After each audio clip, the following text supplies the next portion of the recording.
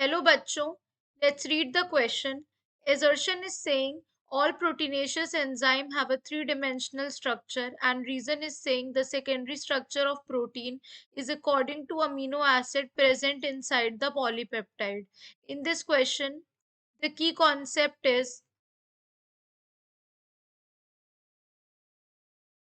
enzymes. Basically, enzymes are the proteins that catalyze the reaction. क्या करते हैं? Catalyze करते हैं reaction को to increase its rate. To increase its rate. Now basically what happens, जितने भी proteinaceous enzyme है, all proteinaceous enzyme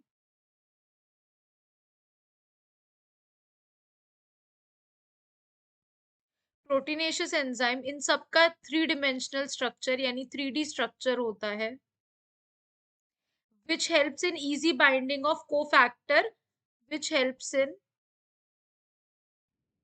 easy binding of cofactors,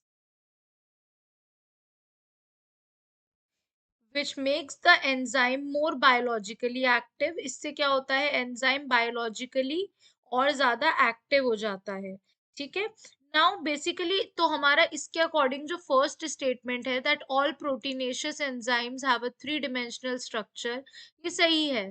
second कह रहा है the secondary structure of protein is according to the amino acid present in the polypeptide.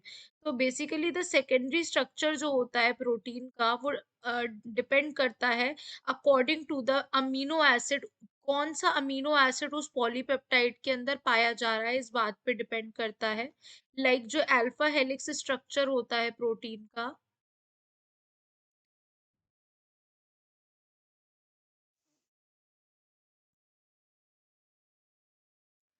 Protein का is a form of secondary structure of the protein. ये कैसा होता है, secondary structure होता है प्रोटीन का.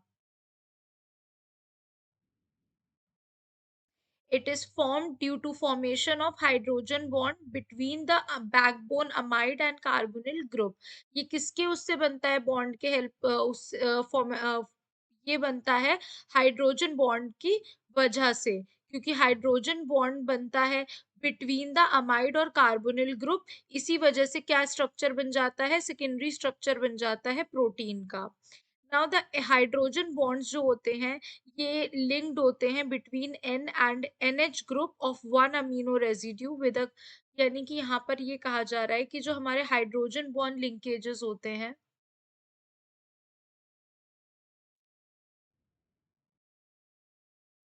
लिंकेजेस होते हैं, these are basically formed between an H group of one amino residue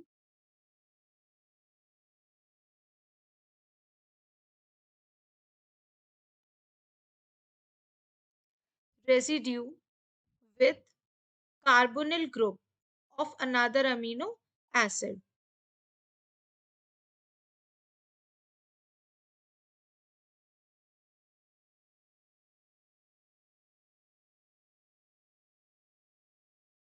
Of another amino acid.